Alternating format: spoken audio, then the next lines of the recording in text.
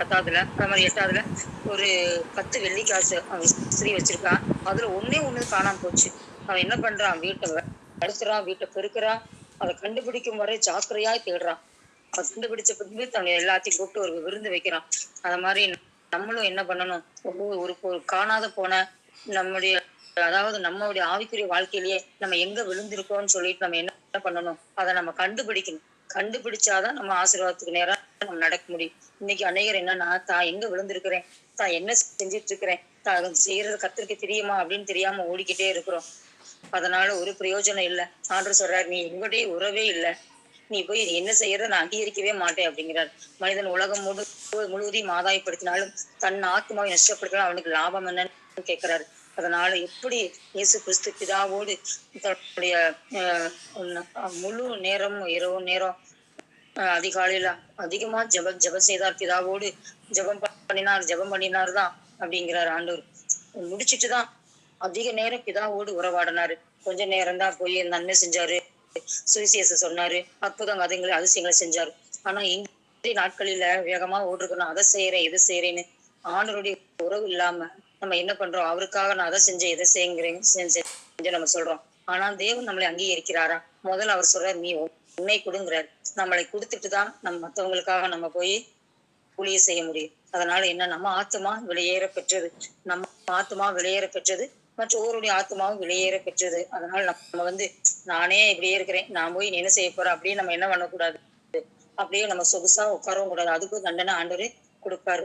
அதனால நம்ம என்னன்னா, முதல்ல நம்ம ஆயத்தப்படணும், மற்றவர்களை ஆயத்தப்படுத்தணும். அவங்க பாருங்களேன், அந்த 10 வெள்ளி காசுல போனா போச்சு அப்படின்னு நினைச்சிட்டு நம்ம என்ன பண்ணணும், நம்மளும் ஆவிக்குரிய, இதுல என்ன ஆவிக்குரிய அர்த்தம்னு பாத்தீங்கன்னா, நம்முடைய ஆவிக்குரிய வாழ்க்கையில ஜெபம், உபவாசம், வேத வாசிப்பு, சாட்சியான வாழ்க்கை, ஆவியின் கனி, ஆவியின் வரம், இதெல்லாம் இருக்குதா, பொறுமை இருக்குதா, நம்ம நம்மனால ஆண்டவனா மகிமைப்படுதா, நம்ம தேவனுக்கு பிரியமா இருக்கிறோமா, இதெல்லாம் நம்ம என்ன பண்ணணும், டெய்லி செக் பண்ணிக்கிட்டே இருக்கணும். நான் கரெக்டா தான் இருக்கேன்னு சொல்லிட்டு நம்ம என்ன பண்ணக்கூடாது, ஓடிக்கிட்டே இருக்கக்கூடாது. ஆண்டவர் சொல்றாருன்னா, அந்த பரிசுத்தாவி உங்களிடத்துல வரும்போது நீங்கள் பலனடைந்து எருசலேமிலும் யூதாவிலும் பூமியின் கடைசி வரையும் எனக்கு சாட்சியா இருப்பேன்னு சொல்லியிருக்காரு ஆண்டவர். வீட்டுல சாட்சி, வெளியில சாட்சி, சபையில சாட்சி, நண்பர்கள் மத்தியில, வேலை செய்யற இடத்துல, சொந்த பந்தங்கள் மத்தியில, ஒரு விசேஷ வீட்டுல, எல்லாரும் நம்ம இருக்கிற நம்ம ஆண்டவரை பார்க்கணும். நம்ம வாயில சொல்லலாம், நான் ஆண்டவரை நேசிக்கிறேன், இப்படி செய்யறேன் அப்படி செய்யறேன். ஆனா நம்ம சொல்லாம நம்முடைய செயல் மற்றவர்களுக்கு ஒரு சாட்சியா அமையணும், அவங்களுக்கு அதே ஒரு சுவிசேஷமா அமையணும். எத்தனை பேரு நம்ம பாக்குறோம். அது மாதிரி நம்ம நம்முடைய சாட்சிதான், சாட்சியுள்ள வாழ்க்கை மூலமா அநேகர் ரட்சிக்கப்படணும். ஆண்டவர் அதான் சொல்றாரு, சாட்சியுள்ள ஜீவியம் தான் வேணுங்கிறாரு. நம்ம சாட்சி சொல்றதுனால பிரயோஜனம் இல்லை, நம்ம வாழ்க்கையை மாறணும். ஒரு இதுல சாட்சி கேட்டிருக்கோம். அது என்னன்னு பாத்தீங்கன்னா, ஊழியக்கார குடும்பம் தானே அவங்க குடும்பம். அவங்க மகனை நல்ல பக்தியுள்ள இப்படிதான் வளர்த்துனாங்களாம். விசுவாச குடும்பத்தை, விசுவாச ஊழியெல்லாம் அவங்க பண்ணிட்டு இருந்தாங்களாம், செஞ்சுட்டு இருக்கப்ப பாத்தீங்கன்னா, இந்த தம்பி பாத்தீங்கன்னா சின்ன வயசுலயே நல்லா 20 வயசுலயே பாத்தீங்கன்னா அவ்வளவு ஊழியம் செய்வாராம். சர்ச்சை இது பண்ண, அவங்க அம்மா அப்பா கூட ஊழியம் செய்ய எந்த நேரம் நல்ல பையனா இருந்தாராம். ஒரு 14 வயசுக்கு மேல பாத்தீங்கன்னா அப்படியே ஆண்டவர் விட்டு வெளியே போயிட்டாராம். ஏன் கேட்டீங்கன்னா, ஏன் ஆண்டவரே என் குடும்பத்துல இப்படி வருமா, ஏன் எங்களை பிரச்சனை, ஏன் விசுவாசத்துலான ஊழியம் செய்யறாங்க, நேரம் நல்லா கிடந்த பையனை பாரு, அவன் நல்லா இருக்கிறான், ஆனா எனக்கு ஒண்ணுமே இல்லையா ஆண்டவரேன்னு சொல்லிட்டு இவர் என்ன பண்றான், அப்படியே பேக் அடிச்சுட்டாராம். பேக் அடிச்சுட்டு ஆண்டவர் விட்டு வெளியே போயிட்டாராம். ஆனா பாத்தீங்கன்னா ஆண்டருக்கு ஊழியக்கார பையன் தான், எல்லாம் சத்தியம் தெரியும். அந்த பையன் என்ன சொல்றாருன்னா, நான் மஸ்தமா ஆண்டவரை ஆண்டவர் தான் எங்க அம்மா அப்பா ஊழியம் செஞ்சாங்க, சரி நானு அவங்களோட சேர்ந்து செய்வேன் தான் நினைச்சேன். ஆனா எனக்கும் ஆண்டவருக்கும் ஒரு தனிப்பட்ட உறவு இல்ல, அதனாலதான் என்னால என்ன பண்ண முடியல, தேவனுக்குன்னு கடைசி வரை முடியல அப்படின்னு அவர் சொல்றாரு. அதனால என்னதான் ஊழியம் செஞ்சாலும், என்னதான் தேவனுக்குள்ள நம்ம வளர்த்தினாலும், ஒவ்வொரு வாலிப பிள்ளைகளுக்கு, ஒவ்வொரு சிஸ்டர்ஸுக்கோ பிரதர்ஸுக்கோ தனிப்பட்ட உறவு நம்ம சொல்லலாம், நம்மளும் சொல்லணும். அதனால நம்ம சொல்லாம இருக்க முடியாது. நம்ம பிள்ளைங்க நம்ம தான் இருக்க போகுதுங்க. 22 வயசு, ஒரு 25 வயசு, அவ்வளவுக்குள்ளதான் நம்ம கூட இருக்கணும். ஆனால் அவர் சொல்றாரு, பிள்ளையானவனை நடத்த வேண்டிய வழியில் நடத்து, அவன் முதிர் வயதிலும் விடாது இருப்பான்னு சொல்றாரு. அதனால என்ன, நம்மளும் ஆனாலும் ஒவ்வொரு பிள்ளைகளுக்கும், வாலிப பிள்ளைகளுக்கும் இண்டிவிஜுவலா தனிப்பட்ட உறவு வேணும். அவங்களுக்கு அந்த இப்ப பாருங்களேன், ஒரு படிப்பு விஷயத்துல பாத்தீங்கன்னா பிள்ளைங்க பயங்கர பிரில்லியண்டா இருக்கு. பண்ணுங்க ஒண்ணு ஒண்ணு ஒண்ணு சொல்லிட்டா போதும். அவங்க அப்படியே உள்ள போய் என்னென்ன இதுக்கு ஆணி வேறு என்ன என்னன்னு எல்லாம் அப்படியே கரெக்டா சொல்றாங்க. அவ்வளவு நாலேஜா இருக்காங்க. ஆனால் தேவனுடைய காரியத்துல எவ்வளவு பேர் அப்படி இருக்கிறோம். அதனால என்ன நம்ம முதலாவது நம்ம எதுக்கு ஜெபிக்கணும்னா, நம்ம பிள்ளைகளுக்காக நம்ம சொல்றோம்.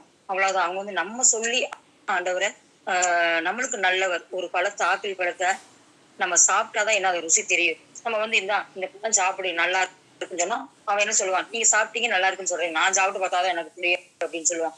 அதே போலதான் நம்மளும் தனிப்பட்ட ஒவ்வொருத்தருக்கும் இண்டிவிஜுவல் இது தெய்வ பிரசன்னம் வேணும், தேவனோட உறவு வேணும். அப்பதான் ஆண்டவர் என்ன சொல்றாரு, நம்மளை வச்சு என்ன செய்யறாரு, என்ன நம்ம எங்க போயிட்டு இருக்கிறோம், நான் என்ன செய்யறோம், அவர் சொல்றதான் செய்யறோமா அப்படிங்கிற நம்மளுக்கு அந்த ஆண்டவர் நம்மோட பேசுவார்.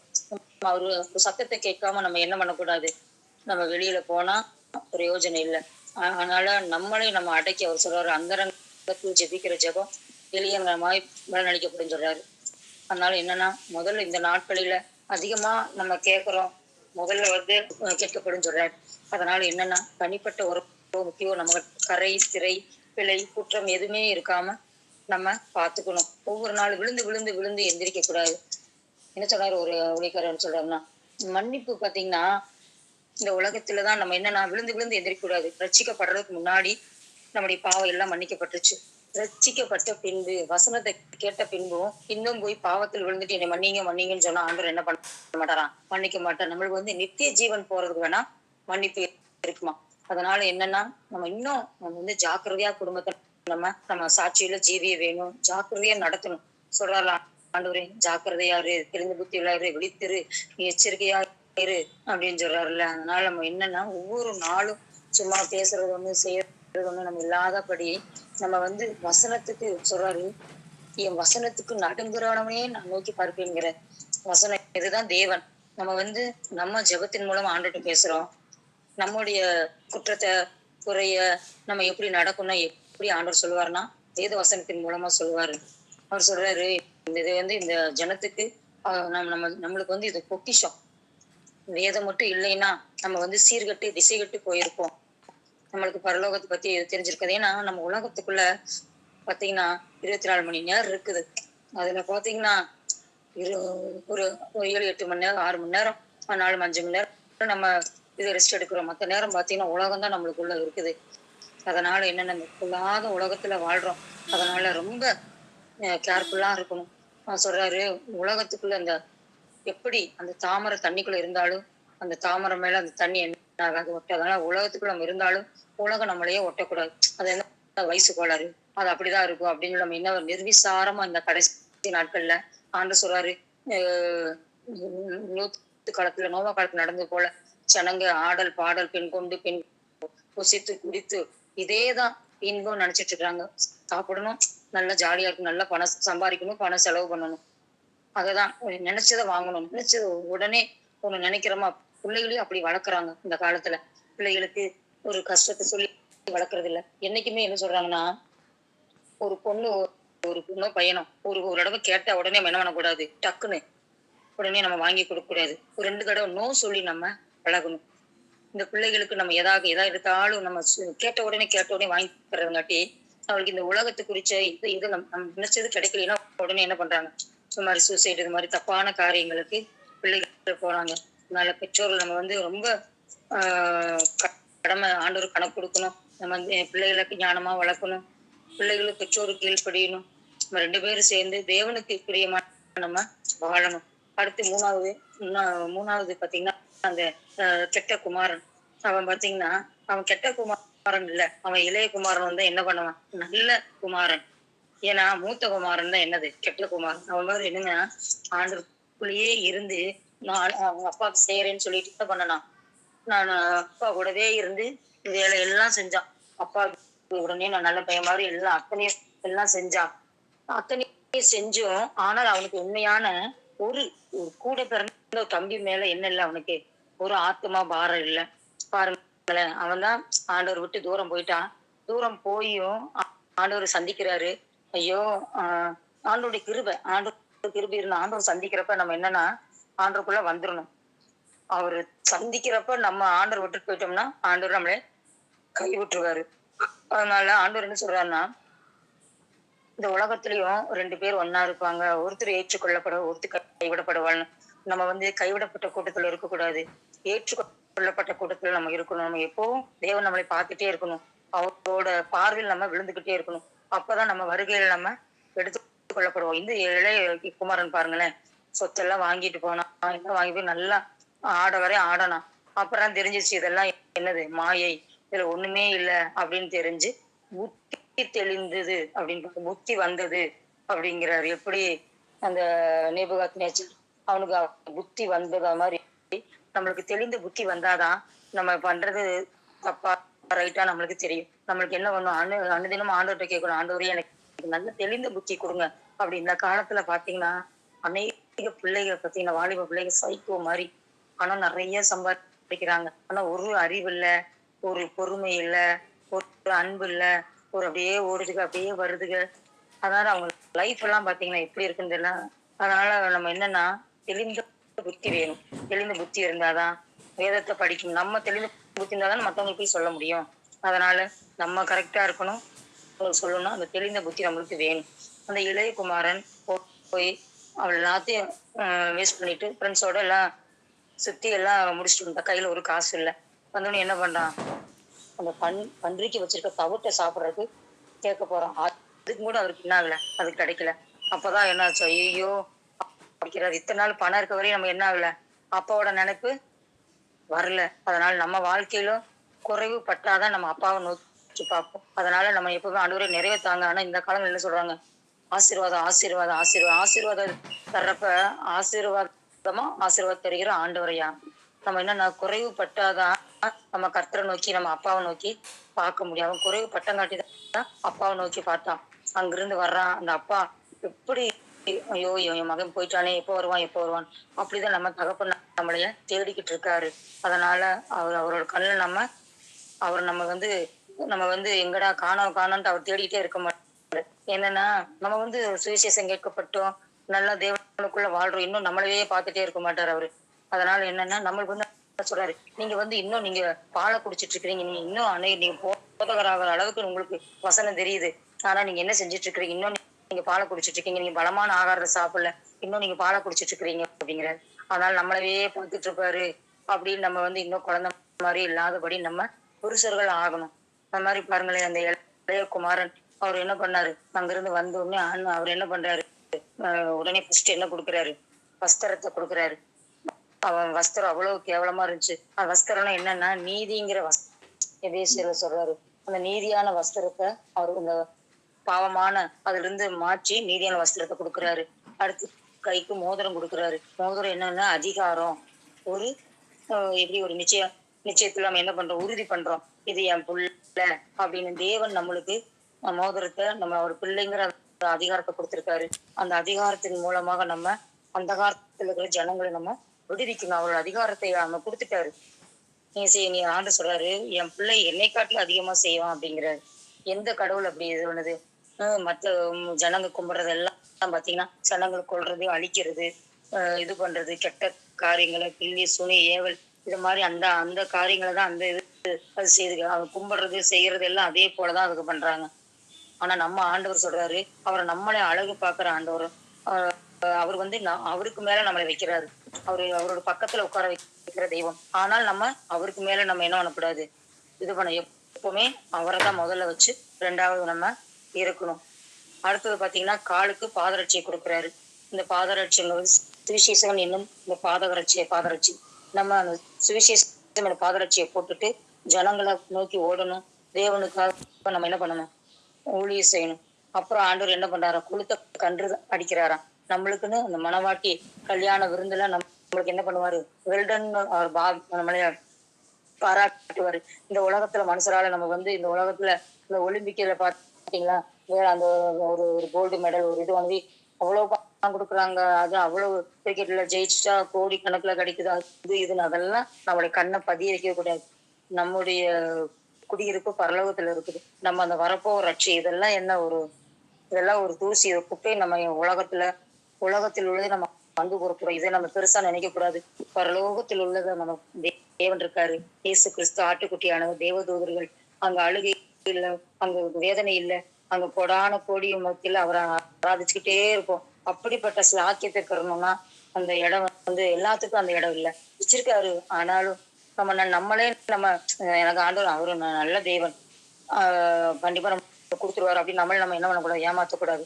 இங்கதான் அவர் அன்புள்ள தேவனா இருக்காரு. ஆனா பரலோகத்துல அவர் நீதியுள்ள நியாயாதிபதி. நியாய புஸ்தகத்துல, ஞாபக புஸ்தகத்துல, ஜீவ புஸ்தகத்துல ஆண்டவர் வச்சிருக்காரு.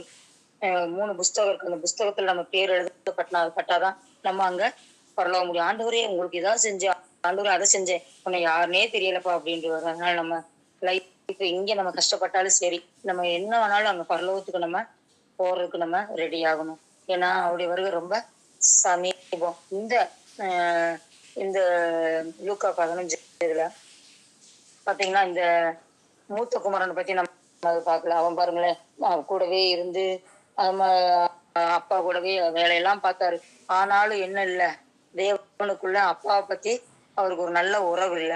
அதனால என்ன ஆச்சு, அவன் வெளியவே நின்று அந்த விருந்து சாலையில அவன் பங்கு பெறல. அவன் கேக்குறான், அந்த மூத்த பையன் கேக்குறாரு, ஏப்பா என் ஃப்ரெண்ட்ஸோட நானும் சுத்துறதுக்கு எனக்கு ஒரு ஆடாவது அடிச்சிங்களா? ஆனா வேசியில் இடத்துல எல்லாத்தையும் உங்க சொத்தெல்லாம் அழிச்சிட்டு வந்துட்டான். ஆனா நீங்க அவனுக்கு ஒரு விருந்து வைக்கிறீங்க, எனக்கு செஞ்சீங்களா அப்படின்னு. இந்த நாட்கள்ல அப்படிதான் நம்ம என்ன பண்றோம், பிள்ளைகள் மத்தியில பாத்தீங்கன்னா அவனுக்கு செய்யறீங்க, எனக்கு செய்யல, அந்த அவங்களுக்கு கொடுக்குறீங்க, எனக்கு கொடுக்கல அப்படின்னு பணத்துக்காக, பொருளுக்காக, பதவிக்காக மக்கள் என்ன பண்றாங்க, அப்படியே சண்டை போடுறாங்க. ஆனா நம்ம இவங்க அப்படிதான் என்ன பண்றாங்க, 2 பேரும் சண்டை. அப்பா வீட்டை விட்டு போய் அடிபட்டு உதப்பட்டு நொந்து நூலாகி வந்திருக்கிறான். அதை ஏத்துக்க அவருக்கு என்ன இல்ல, மனசு இல்ல. ஆனா நம்ம என்னன்னா, நம்ம இந்த உலகத்தை நல்லா ஜாலியா இருக்கணும், நல்லா சாப்பிடணும், நல்லா இதா இருக்கணும் அப்படின்னு இதவே நம்ம பார்த்துட்டு இருந்தோம்னா அங்க நம்மளுக்கு இடம் இல்லை. ஆனா இந்த மூத்தவர் பாரு கூடவே அத்தனை வேலை செஞ்சிருந்து என்ன இல்ல, அவனுக்கு அப்பாவோட அந்த அந்த ரட்சிப்பு குறிச்ச அறிவு இல்லாம, ஒரு ஆத்மா நம்ம தம்பிதானே, இவன் கூட பிறந்தவனுக்கே இவன் அக்கறை இல்லாம இருக்கானே, இவன் எப்படி அடுத்தவங்களுக்கு அக்கறையா இருப்பான். இன்னைக்கு நம்ம அப்படிதான், நம்ம அப்பா கூட தான் இருக்கிறேன், நான் அப்பா கூட தான் இருக்கிறேன்னு நம்ம நினைக்கிறோம். ஆனா நம்ம ஆத்மா குறிச்ச அறிவு இருக்குதா நம்மளுக்கு, அப்பா கூட தான் இருக்கிறேன், அப்பாவுக்கு வேலையெல்லாம் செஞ்சேன் அப்படின்னு சொல்றாரு. ஆனா அப்பாவுக்கும் மூத்த குமாரனுக்கு என்ன இல்ல, உறவே இல்லை. அதனாலதான் அந்த இளைய தம்பி கெட்டு போய் திருப்பி வர்றான். அவனை ஏத்துக்க மனசு இல்லை. ஒரு உலக பொருளுக்கு நல்லா ஜாலியா இருக்கிறதுக்கு அந்த ஒரு சத்தத்தை கேட்க கூட உனக்கு பிரியம் இல்லை, உள்ள வரமாட்டேன்ட்டானா. அப்ப நம்மளுடைய இறுதி எப்படி இருக்குன்னு பாருங்களேன். நம்மளும் அப்படிதான். நம்மளுக்கு தீமை செஞ்சவங்களாம் பரவாயில்ல, நம்ம என்ன பண்ணணும், அவங்க இன்முகத்தோட நம்ம என்ன பண்ணணும், வரவே இருக்கணும். அப்பதான் நம்ம அப்படிதான் இருக்கிறோம். ஆண்டவர் நம்மளே அப்படி புறக்கணிச்சா நம்ம எங்க போவோம், யோசிச்சு பாருங்களேன். அதே போல நம்ம எல்லாம் சொல்றாங்க கெட்ட குமாரன் கெட்ட குமாரன் கெட்ட குமாரன் அப்படின்னு. ஆனா இந்த வேத வசனத்துல மூத்த குமாரன் தான் கெட்ட குமாரன், இளையவன் திருந்தி நல்ல குமாரனா மாறிட்டான். நம்மளும் அப்படிதான். நம்ம இருக்கிற நிலைமையில நம்ம எந்த நிலைமையில இருந்தாலும் அவர் பக்கத்துல வர்றதுக்கு அவர் கை திறந்திருக்காரு. எப்ப இருந்தாலும் என்கிட்ட வாமா, என்னை நோக்கி கூப்பிடுமா அப்படின்னு அவர் ஆவலா இருக்காரு. அவரை நோக்கி நம்ம போகணும்.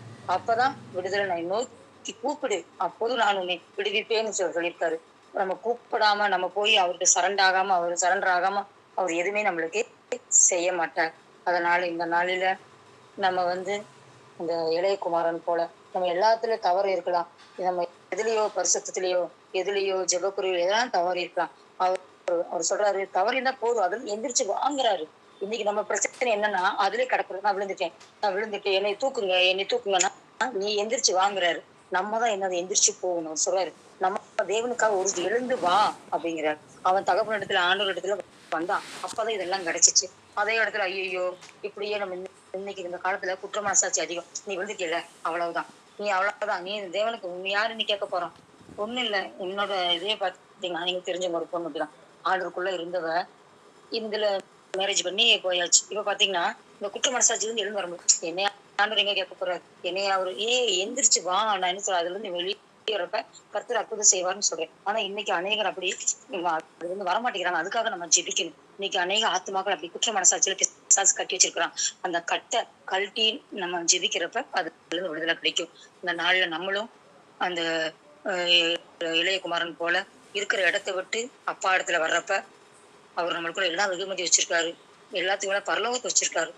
அதை நம்ம சுதந்திரிக்க ஆயத்தப்படுவோம். நம்ம ஆயத்தப்படுவோம், அநேகரும் ஆயத்தப்படுவோம், ஆயத்தப்படுத்துவோம். கர்த்தர் சொல்லி ஆசீர்வதிப்பாராக. ஆமென். ஆமென் ஆமென் ஹல்லேலூயா. கர்த்தருக்கு ஸ்தோத்திரம். அருமையான ஒரு தேவ செய்தி, உண்மையிலே ரொம்ப மன நிறைவாக இருக்குது. Thank you sister. God bless you. உங்கள் ஊழியங்களையும் கர்த்தர் இன்னும் பெருக பண்ணுவாராக. ஆமென் ஆமென் ஹல்லேலூயா. சரி, அப்படி ப்ரேயர் பண்ணி முடிச்சிடலாம்ப்பா. டெய்ஸி சிஸ்டர் ப்ரேயர் பண்ணுறீங்களா? ஹல்லேலூயா. அன்பின் தகப்பனே, சூத்திரங்களை ஏறெடுக்கிறோம் ஐயா.